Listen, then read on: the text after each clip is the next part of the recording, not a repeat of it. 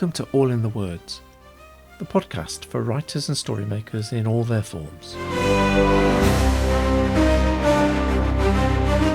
Each fortnight we explore a different corner of the writing world, from stage to screen, audio to novels, lyrics to scripts.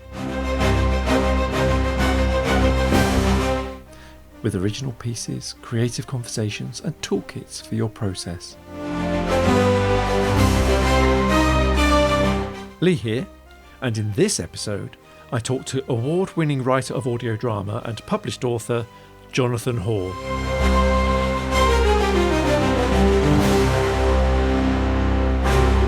All to come in this episode of All in the Words. Welcome to All in the Words, and I'm very thrilled for this episode to be joined by award-winning writer of radio drama and published author Mr. Jonathan Hall. Hello, Jonathan. Hello, Lee. How are you?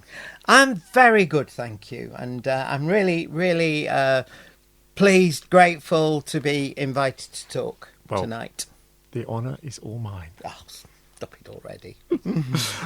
Right, I've known you for a while through the work that you and I both do for Script Yorkshire, and I'm going to be talking about that a little bit later on. Okay.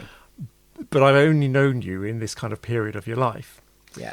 So I thought it'd be really helpful to understand how you got to where you are today by asking you to kind of like talk about your journey as a writer and starting off with what is it that inspired you to want to do that in the first place? Well, here's a little prop which your listeners can't see. It is an exercise book from the year 1974 that my English teacher, Sandra Appleton, gave me because she heard I liked writing stories. When I was at primary school, I wasn't really good at maths. I was certainly not good at games. Writing felt to me like the only thing I was successful at. I read prodigious amounts of literature, predominantly Enid Blyton, and I liked nothing more than to write my own version of Enid Blyton's stories, usually involving a group of cousins going on holiday in a caravan. FYI, I can't think of anything that I would like less these days. Not the cousins, the caravan, but there we go, that's just me. Did that involve lashings of ginger beer?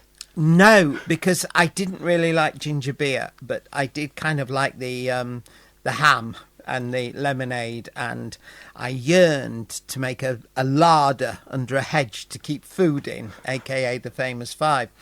So maybe in those books I was reading like a life I thought I wanted to live in that rather drab 1970s suburban place I was in, and writing was a way of expressing that. I don't know, but I do know that writing felt like my superpower. It was the one thing I felt I could do that other people didn't do or couldn't do, and that feeling stayed enough to keep me writing and interested in writing. I remember writing when I was at secondary school, and then writing a bit at university, and then I won a couple of short story competitions. I wrote a novel which was very big and very flabby and very first novel-y sort of thing, and so by that time writing had become part of my life. It became a habit. So I know that you've worked as a teacher as well. So what was the decision process to kind of go into teaching and alongside writing? I mean, writing never felt like something I could do as a job. Perhaps there weren't the opportunities, perhaps there weren't the role models. I know when I won this short story competition, the judge said, "Get a day job." That was his advice to me. And teaching was something, again, I think it satisfied the artistic flair in me, because when you run a primary school classroom, because that was what I did, you are in a sense performing and creating, and you get to create visually with your wall displays, you get to create organisationally, you get to create in terms of the lessons and the things that you're working on.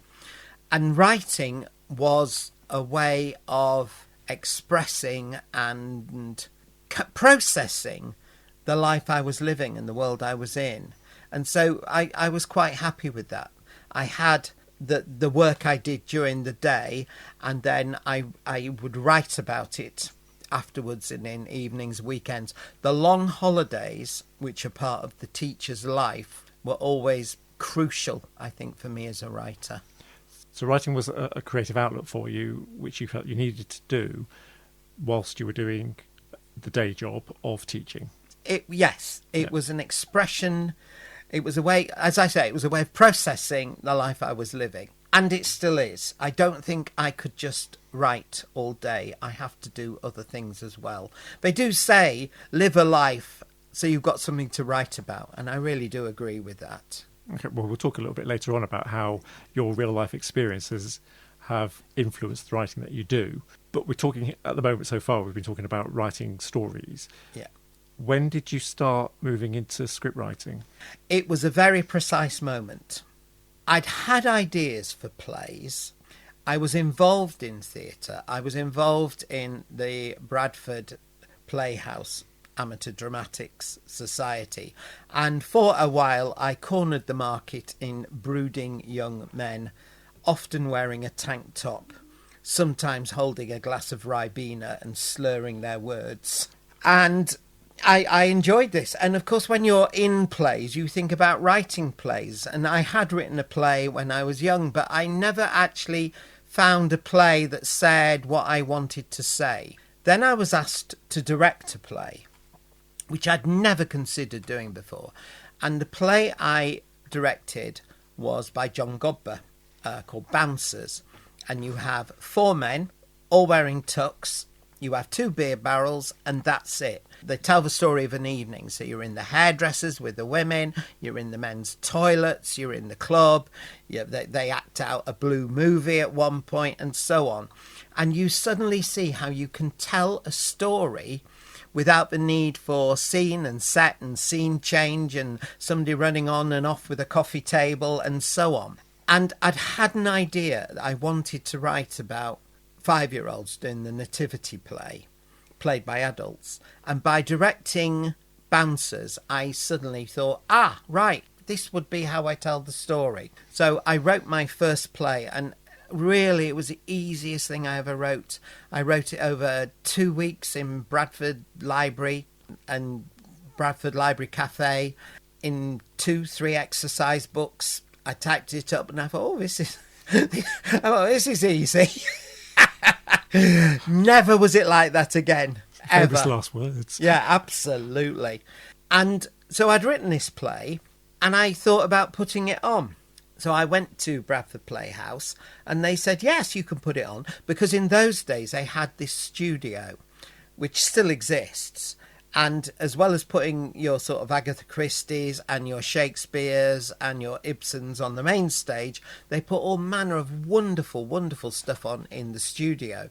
And they said, yeah, you can have a studio slot and put your play on. You'll need to direct it and cast it, find the props. So I did everything. I didn't do the sound and lights because I didn't know how. Someone else did that. But I did everything. And that was such a brilliant lesson for me as a writer, because I was learning a sense of stagecraft.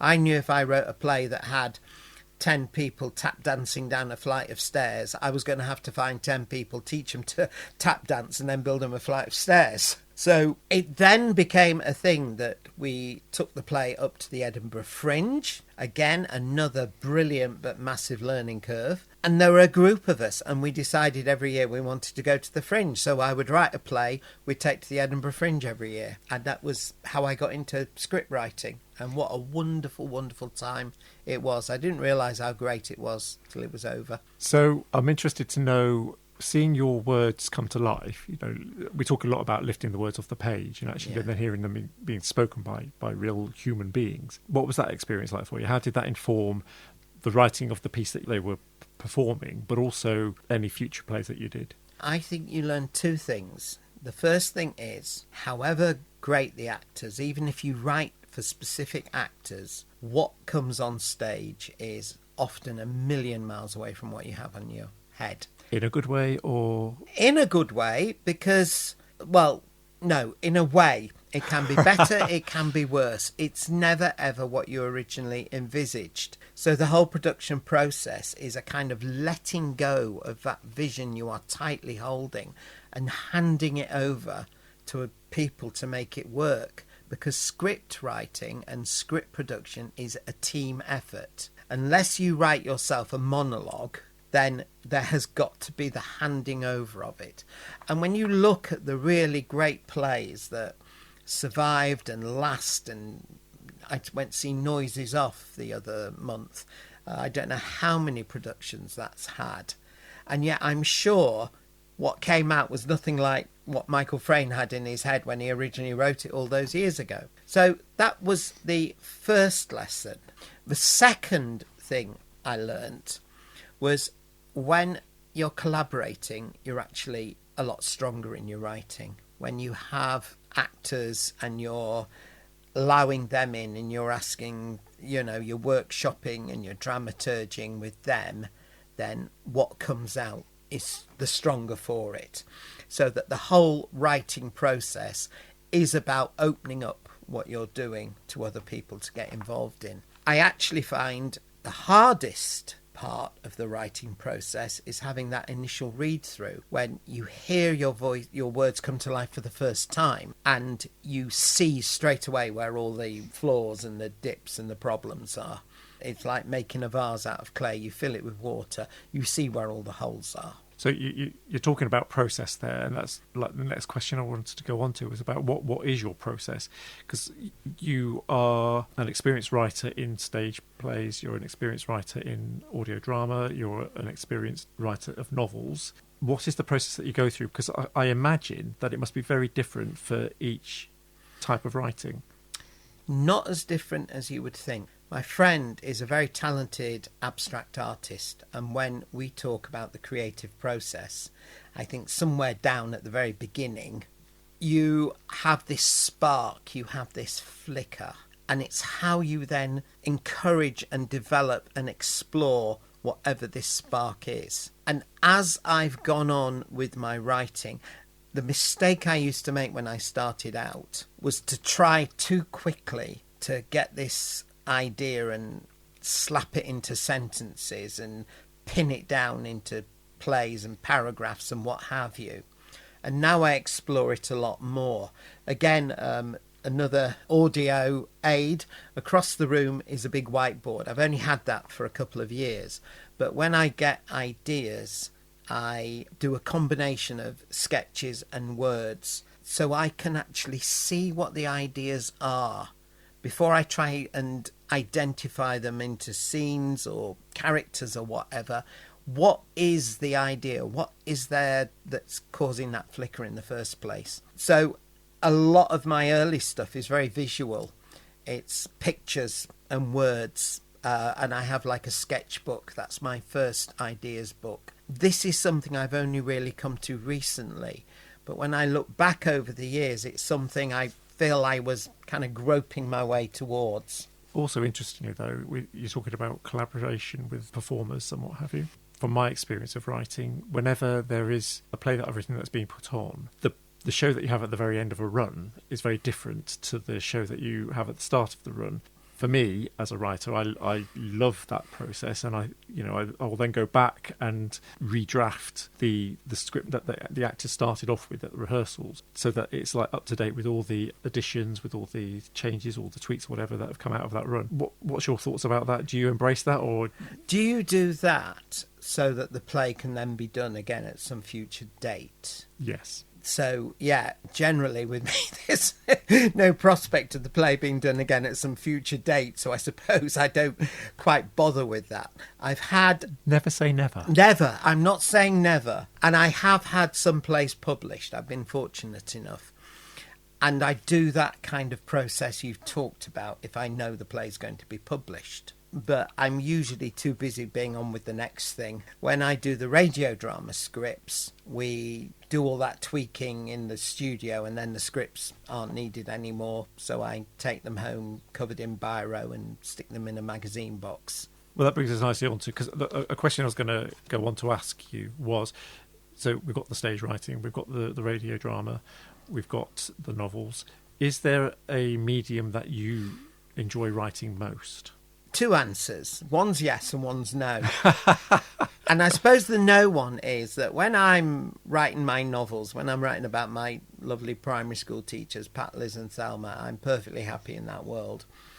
When I'm writing a play, I'm really comfortable in that world. And when I'm writing a radio drama, again, it's something I enjoy doing. And if I think I've got to get up in the morning and I've got to rewrite a scene, be it in a book or a radio play or a play, all of those things to me are equally, what's the right word?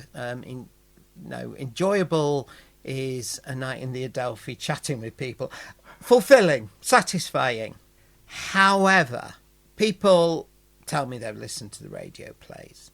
People say they've read the books, put lovely comments on Instagram. But when you see your play performed and you see the audience react to it, and you're in that place, in that mood, there's nothing that can beat it.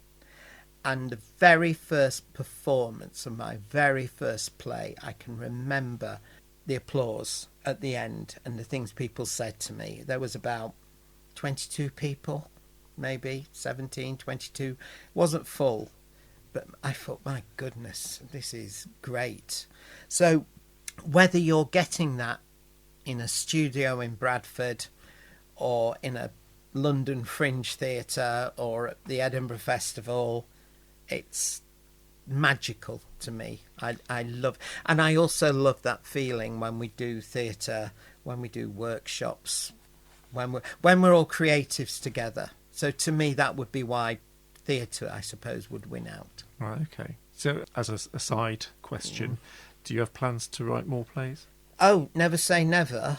Would I write? I do write little bits of plays. I haven't got a plan to write a play at the moment. But then people say to me, we should work together. We should write a play. And the thought is an exciting one. But at the moment, no. I mean, I've written about 60. When I say I've written 60 plays, probably about 15 have been produced in some shape or form.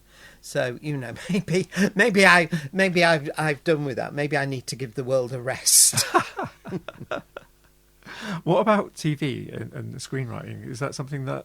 No, do you know what? I'm really lucky. It doesn't appeal to me whatsoever. And I think the reason for that is when I was in London, because the Edinburgh Fringe led to a commission and it led to work in London and plays going on there. And when you are a emerging writer, you get sent on all these TV writing courses. And I'll be honest, now, was it because I wasn't very good? I think that has to be the top and tail. But I never enjoyed it. I never felt I was particularly good. I felt a bit like when I tried bell ringing at church. I could sort of do all the right things, but I'd still snap the whatever it was. And also, as well, if I was writing for television, I would be writing other people's stories. I'd be writing episodes of Emmerdale or episodes of Casualty, because all the great TV writers like Jimmy McGovern and Sally Wainwright, they all cut their teeth on writing the soaps and what have you. And that might have been fine for me. Did I have that skill set, which I don't think I have. But now I feel like I want to write my own stories. So when people say, would you like to write for television? You think, well, no, not really. That's fair enough, because I think for a lot of people who go into writing, it is because they have their own story to tell. So, like you say, if you're going on to one of these serial dramas, then there's a whole team behind it, the scenes that are mapping out the stories, they're established characters. So you're kind of being crowbarred into it. Yeah. And you remember that day we did, right? And it was writing for a certain soap opera. And we were given these storylines and we had somebody locked in a car boot and somebody on life support and somebody else was having triggered trauma flashbacks to when they went through a terrible experience. You just think, well, like I say, it's a certain skill set to write that, and there's some amazing soaps and soap episodes out there, but it's not something I would be very strong at. It is a very particular skill set to be able to do that. Yes. I want to talk about Trust now. This is the radio drama that you won an award for. Yes, I'm going to say the team won the award, because the first thing I need to say about Trust is it is such a brilliant team behind it. And I'm talking in front of the mic and behind the mic.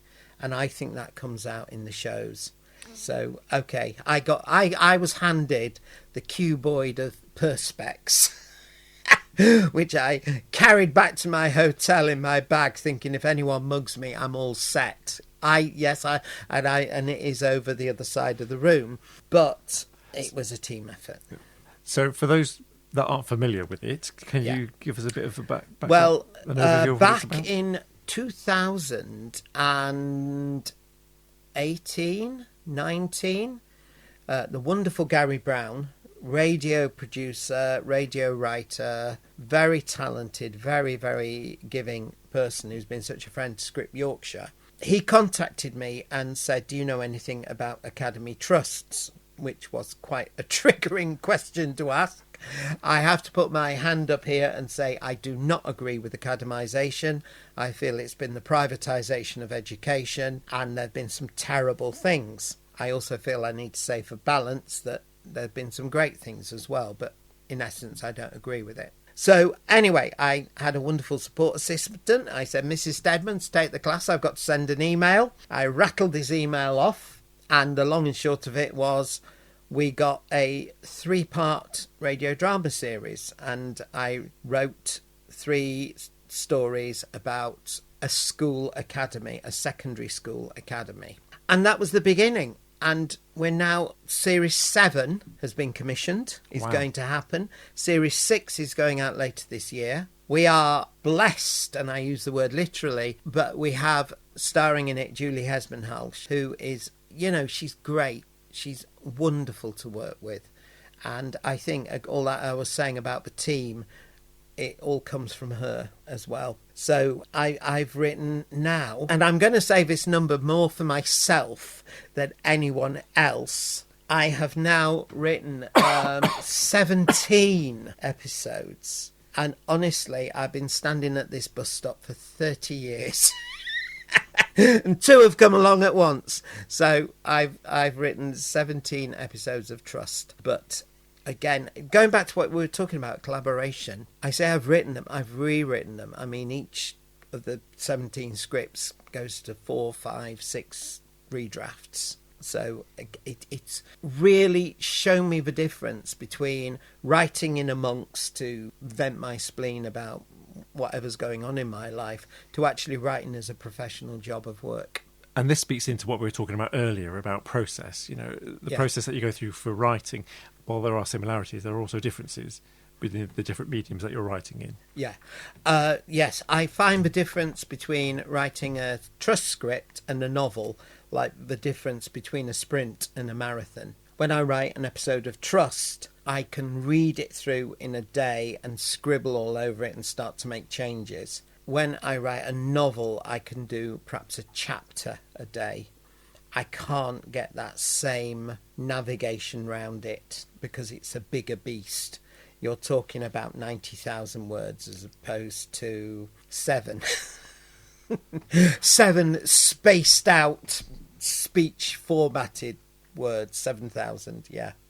So I'm interested also because when Gary spoke to you about whether you knew anything about education and the academisation and what have you, and you thought, oh, this will be good. I can get a nice radio drama out of this, a nice series. The fact that you're going on to Series 7, is that what you imagined it being when you were first approached? No, I didn't. I was very nervous because I thought, can I do this? Can I write about secondary education when, even though I'm in education and management, most of my experience is in primary? I never thought it would go to another series. And then every year that goes by, I think, oh, I don't know if this will go to another series. And then every year when it does, it's a lovely feeling. There was one year they said, oh, we're going to rest it. And you think, oh, well, that's okay. But then something fell through and they said, oh, we're not going to rest it anymore. Can you produce 3 scripts by March for us, please? You know. So you're very much at the, not the mercy, but it's what the BBC want to make their radio schedules work, and you fit in with that.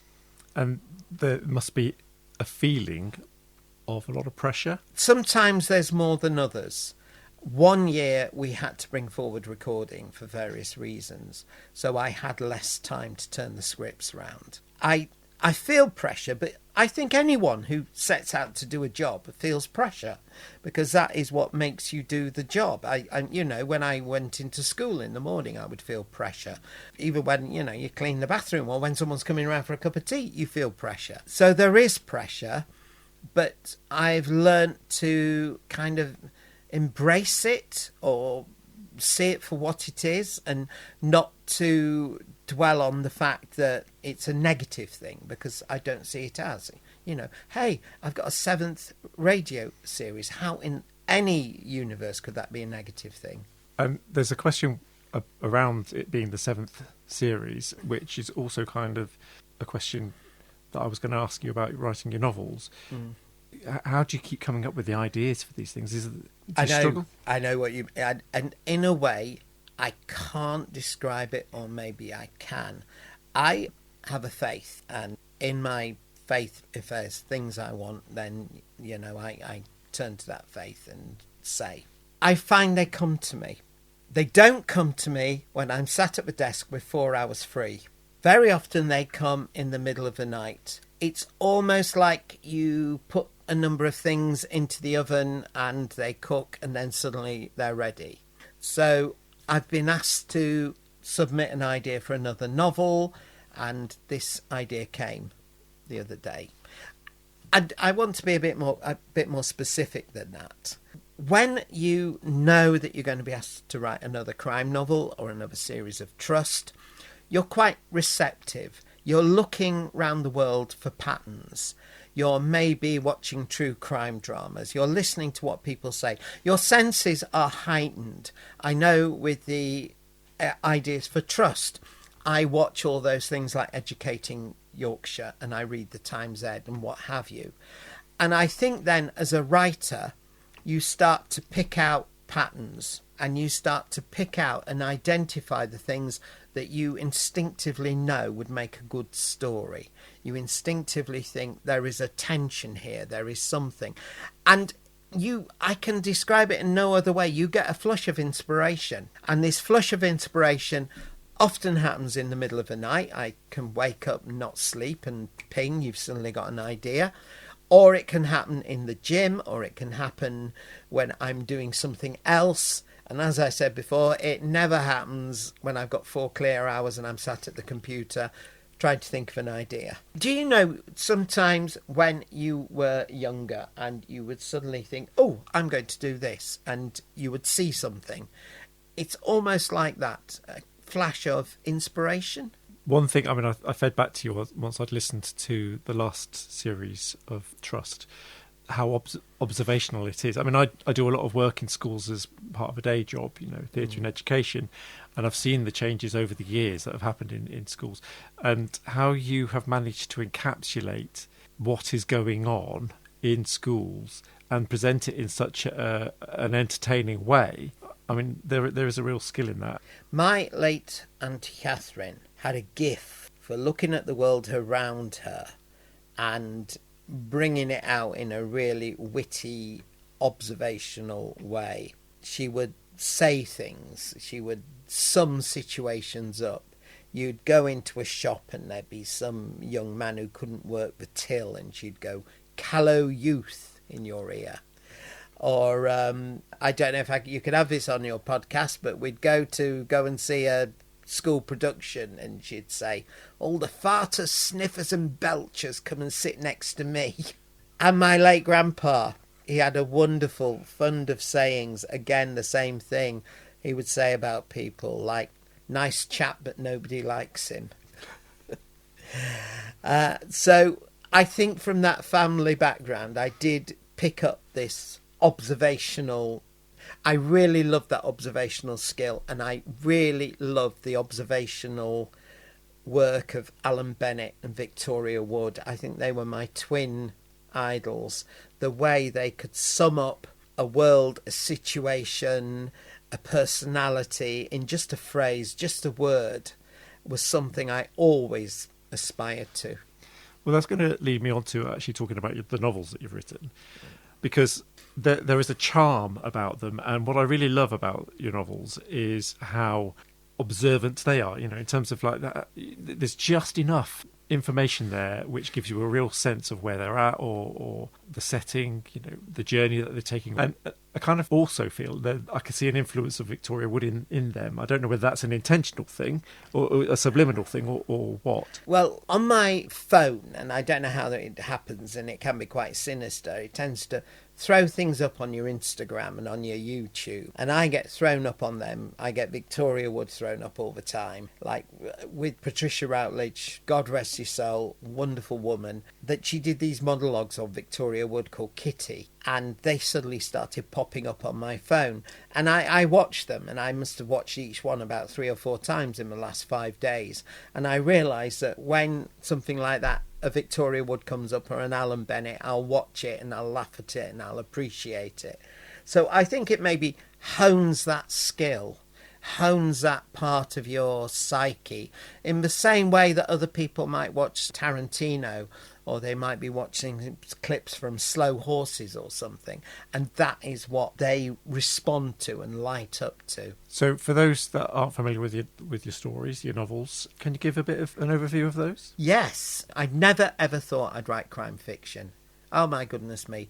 I'd got the radio contract and that had just happened. And I was writing fringe theatre, writing all sorts of stuff. I mean, the wonderful thing about having failed, and I'm using inverted commas here, in the writing life in London and not getting to write for EastEnders and Casualty and what have you, the glorious thing is you can then write what you want. How wonderful that was. But I never thought of writing crime novels, ever. And then my wonderful late father had developed Alzheimer's, and to cut a very long story short, he was frauded out of a huge sum of money by people who rang up and told him he had to move his money out of his account.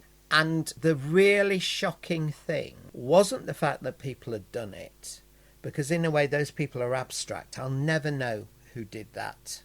I can never picture who did that. But it was the attitude of the bank. This was the bank he'd worked for since he was 17. And they just were very dismissive, and they were very, very skilled in dodging any sort of inquiry or accountability, and their attitude was awful. It was no two ways about it. I think things have changed now, but this was about 7-8 years ago, and it was completely horrible. And I spent a year, me and my sister, but primarily me because I was the writer, spent a year writing, and I wrote to everyone I could think of. I wrote to the bank, I wrote to the MP, I wrote to the Ombudsman, I wrote to the Financial Watchdog, I wrote to Gloria Honeyford's consumer programme, and got absolutely nowhere. And my sister said, you should write about this. And I just couldn't see that as a fringe play or even a radio drama. And anyway, I didn't want to do it for that. I wanted to take what had happened and observe it, control it. A bit like what you were saying earlier on about how you used your writing as a release to be able to kind of cope with Exactly. And now you say that, I look back on all the things in my life, and I have written to express, to what have you. So I started writing this novel, and it wasn't as simple as I'm making it sound. It wasn't like I then wrote a novel about someone who was frauded. I wrote about 3 primary school teachers because that was the world I had lived and worked in all my working life. I had the great fortune to be surrounded by primary school professionals, predominantly women, wise, industrious, hard-working, on the one hand running a home and all that entailed, on the other hand running a primary classroom and all that entails, being told by the government of the day that, you know what, actually you're not doing a very good job, so we're going to change everything, looking on life with huge amounts of humour and, as I say, I'm going to use that word again, wisdom, and just having 3 such people taking me through this whole journey of remembering what had happened to Dad, and that was where the first novel came from. And I was going to Vanity publish it and give it to my sister in a wine bar on Christmas Eve. But fate intervened. So again, you've got your first series of Trust, which was born out of your experience of teaching and, a lot of your experience. My outrage about what was happening with academisation at that time, because there were really some terrible instances of people running academy trusts and spending thousands of pounds on an enclosure for their cockapoo, while the schools had leaking roofs and no exercise books. And then you've got the experience with your dad. Yeah. That informed your novel, but you've gone on to write 4 more since then? I've written 3 in that since series, then. And the one I'm writing now is different again. But yeah. So that will be very different stories. Are they kind of rooted in any... Yeah, they've all got an axe to grind in each one. The second one is about, academisation. The third one is sort of about... Well, actually, the third one I loved writing because it was a kind of a more... Not supernatural, but it was that kind of territory. And the fourth one's about Ofsted. So we've got... Spoiler alert. Spoiler alert. So we've got your 3 kind of like main characters in there, which are... Pat, Liz and Thelma. Pat and Thelma. Is there going to be more with them, do you think, further down the line? Yeah. Now, what I did last year was I left the people who published them to try writing something different. But now I've written this different thing. I really miss them. It's like when you've moved from a house and you've moved somewhere else, but you kind of miss the house you lived in. I'm getting real pangs. So it does feel even if I write it for myself, I'm still going to write about them. It does feel that there's more to be told. Oh, there's absolutely more to be told. I had to sort of make the decision whether I just carried on writing those novels or tried writing something different. And it was a really difficult decision. I don't know if I made the right one, but I'm trying to write something different. And it's interesting when you're writing a series of books, because as much as you have the main story, which is the crime that they're solving, you're also getting to journey with them on their own personal lives. And that's really nice. Well, that's kind of me exploring being in my 60s because, they sort of are facing growing older, and one of them hasn't got children and thinking what's going to happen when I get older, and one is realising she can't go to Zumba classes without her knee giving way, and it's just about navigating this new part of my life, and what better way to do it than through these wonderful people who all have much nicer kitchens than me. Oh dear. Something to aspire to. Yes, exactly, yes. There's one word I would use which, for me, encapsulates them. I know they are cosy crime, but it's just warmth. That's a real compliment. I love that. I mean, that phrase cosy crime is a bit of a misnomer because having been on the receiving end of crime in a Yorkshire village, it was anything but cosy. It was cold, it was intrusive, it was alien, it was upsetting. But I do realise you have to have a kind of easy genre type label. And great! Wonderful. Well done, Richard Osmond. He's led the way, and we've now got tables in Waterstones with cosy crime written on it, and love it. Yeah. And Netflix programmes. Netflix, and so there's Richard Osmond, there's Janice Hallett, there is Robert Thorogood and his Marlowe Murder Mysteries, and on we go. Yes. Fantastic. Oh, and Tom Hindle with his wonderful ones set on airships and in cruise liners and what have you. I'm going to go off in a bit of a tangent now. That's because all right. I know that you're very passionate about supporting emerging writers and kind of helping people along the way, creating opportunities for them, which I think might be because you've been involved with Script Yorkshire for how many years now? I don't know, because I used to run a writers group in Bradford, and then they asked if it would become the Bradford branch of Script Yorkshire.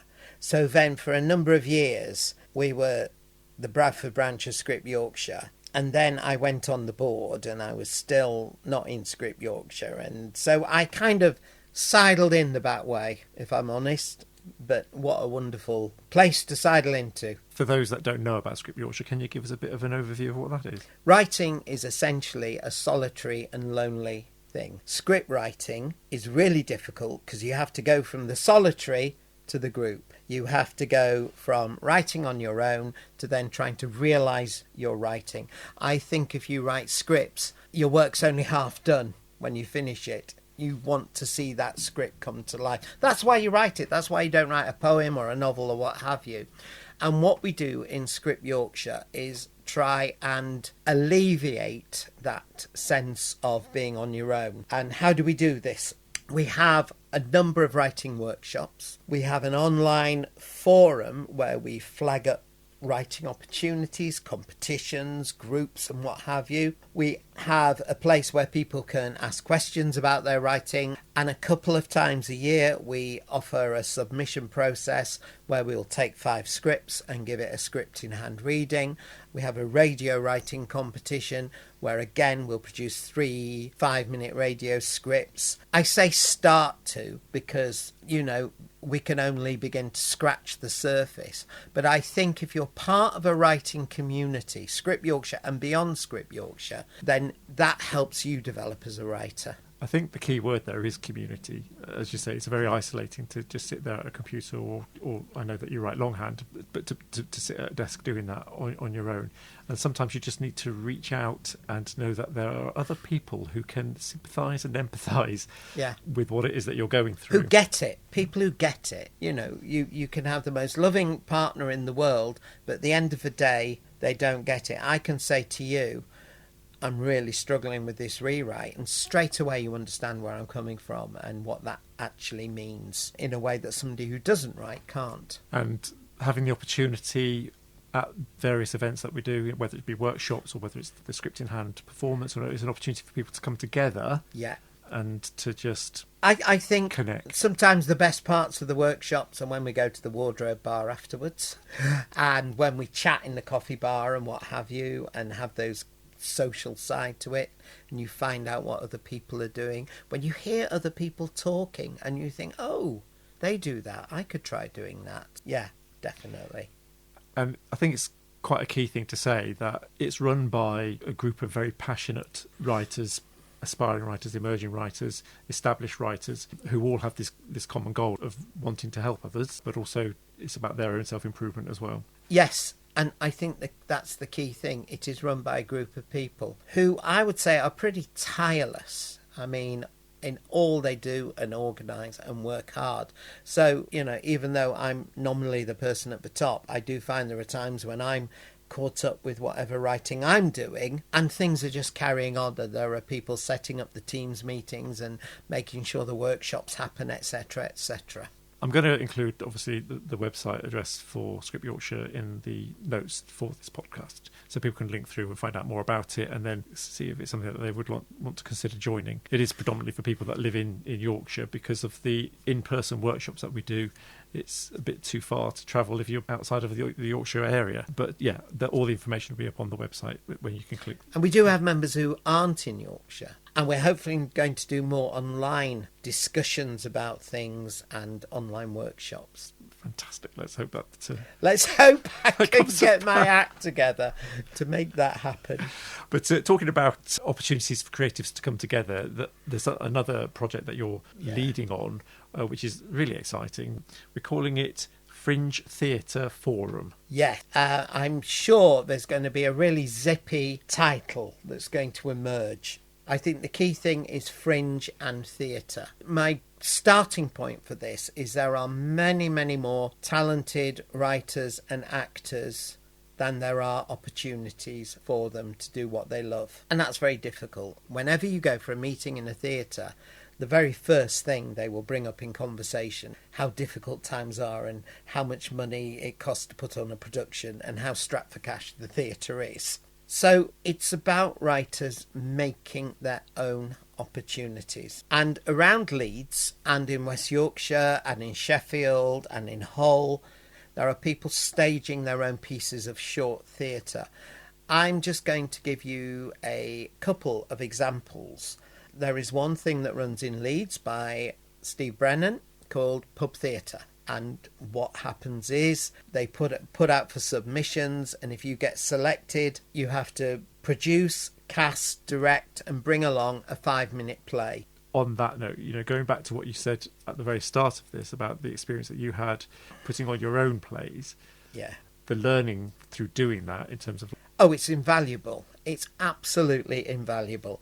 And I think, I'm just going to step sideways from all these opportunities and chances. My advice to anyone who was in any way serious about writing for the stage was to immerse themselves in that world, not just seeing as much theatre as they can. And by that, I don't necessarily mean your big production of The Wiz at the Alhambra, even though I know that's wonderful, but seeing fringe plays in fringe venues, like Seven Arts in Leeds, like Bingley Arts Studio, seeing as much as you can. But also, for me, the game changer was getting involved in the amateur theatre, not just as an actor. I didn't actually mention that. I did a lot of backstage work. I did prompting, I did props, no end of times did I do props. I worked sound once. But if you're working backstage on a play, you have a golden opportunity to see how that play comes to life and how a director works and how scenes evolve. And that is such a good opportunity for you to develop your own knowledge. So I would say that get yourself along to your local amateur theatre and say, I would like to do props. I would like to work backstage. Now, pub theatre. Pub theatre. Yeah, pub theatre. You will stage an evening of 10 to 12 5-minute plays that run one after the other. It's a way of, yes, seeing your writing come to life. It's a way that actors get to stretch their acting skills. There's always that grey area. If someone's professional, are they being paid or not? And you feel like if they're happy to do a 5-minute piece, I think it would be a lot to ask a professional actor to do a full-length play for free. But 5 minutes, you think, well, maybe that's okay. But then what happens, it's a marvellous opportunity to meet other writers, other actors, to see people acting, for actors to see your writing. It's just a great developmental opportunity. From pub theatre, there's been a couple of groups. There's someone called Rise and Howl Productions. There's someone called Lost Fox Productions, who have gone to that next stage and produced half-hour plays, which they've put on. You've then got people starting that next step, putting their own work on. There's also writers' development opportunities where there is a scheme where they get writers and actors together to develop and workshop scripts. There's a lot happening, and there's a lot people would like to happen. And what we need to do as a community of creatives is to get to know who we all are and what we're all doing. All right, they know about pub theatre, but people who do pub theatre need to know about Rise and Howl and so on. So what we're going to do on Saturday, October the 25th, is have an occasion where we invite all local creatives in, wherever they are on their artistic journey, whether they are thinking of they would like to put a play on, to they have got a full-length play that they've had workshopped and they want to stage it. We're going to share everything that already happens, so we all get a really good overview of what opportunities already are, and then we're going to talk about what we want that isn't already there, where those gaps are. To me, one thing I do know is we do need some sort of online presence where people can flag up what they're doing. They can ask for, I need an actor, I'm looking for a script, I'm looking for a rehearsal space. I also thought it would be good to have some sort of TripAdvisor thing for different venues. So if you use this venue, it's great, but there's a Zumba class in the afternoon, so that's going to affect when you can get in, and this other venue is wonderful, but the backstage is really limited for space. So that's one idea I've had. Anyway, we will see what happens on Saturday, October the 25th. What it's taken is one person thinking, we need to do this, and then making it happen. And just as you're saying about, as writers, it's about creating your own opportunities. We're creating an opportunity here. Yeah. To put West Yorkshire on the map. I think you have to be proactive. I meet so many people, and I've been one of those people who say, yes, I've got my script with X, Y, and Z, and I'm just waiting to hear back from. Well, actually, no, do something yourself. And also the fact is, for me, for years, I've been not just putting my own scripts on, but I've been developing them by doing workshops and having read-throughs and dramaturging them and getting feedback on them and what have you. Scripts are best if they are worked on and developed as part of a group of people. Do you have a golden rule that you would share with an emerging scriptwriter to help them get on that first rung of the ladder? I've got 2 rules I would share with anyone who is just starting out writing. And then I will just think a bit about that get on the first rung of the ladder, because that's a bit more complicated, because it's not a given. If I was going to give advice for that, I would like to say, if you do this, you will definitely get on that first rung of the ladder. The first thing is, when you are thinking about writing, you can always think of 100 reasons why it's not going to work. Oh, it's not going to be any good. I don't know about this. I've never done this before, or what have you.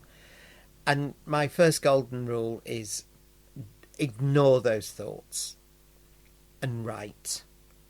So what if you're writing something that you feel someone's done before? You know, at this point in time, it's not like when you finish writing a page, somebody's going to come down from the sky and say, hey, that's already been done. It is better to write than not write. And you're always going to find reasons not to write. And you have to put those aside and write in the same way you do when you have to paint or go to the gym or clear out a cupboard. The second golden rule is something I've learnt, is that no time is too short. Don't fall into the trap of thinking I need a clear morning to write. I have some amazing ideas when I've got 5 minutes on a bus, and I can sit for 7 hours and do very little except play multiple games of free cell. So those would be my 2 golden rules for anyone listening to this and thinking they want to have a go at writing. Do it. Don't feel like you have to have read a certain book or been on a course or whatever. Just start writing. In terms of getting on the rung of the ladder, I would say, as far as possible, become part of the world where that ladder is. Now, if you're listening to this and you live in a village out in the middle of nowhere, I realise that's going to be more difficult. But my advice would be, if you want to write theatre, go and see theatre. Find a theatre group. Look online. They have virtual writing groups. They have opportunities and groups and courses you can pay for and courses that are free you can possibly do online. But try and get involved in the world where you want your ladder to be. And then that way you'll see the rung and you'll think of ways of getting on it. Well, those are 2 very worldly wise words of wisdom. From an old man. Who's been on a journey and wants to share their experience. Yes, absolutely. So in the notes for this podcast, we'll include links through to where they can buy your books. Yes. I should say that on BBC Sounds, you can hear seasons 2 to... Yes, season 1's gone. It's gone. Season 1 is gone. What's that all about? I don't know, but never mind. There's still seasons 2 to 5. 2 to 5. And they'll soon be joined by season 6. And then, as we've heard here tonight, yet to come is season 7. Season 7. But I just want to say thank you so much for your time tonight, Jonathan. Oh, I've loved talking. I realise I quite like talking about myself, so thank you. We all benefit from hearing the experience of other people who have trailed that blaze before us. Yes. So thank you. That's all right. Thanks for joining me on this episode of All in the Words. If you enjoyed today's episode, please subscribe, rate and share, and join the conversation over on the All in the Words Instagram profile. You can find any links and episode extras on the podcast website, allinthewords.podbean.com. Until next time, keep writing, because it's not just craft, it's all in the words.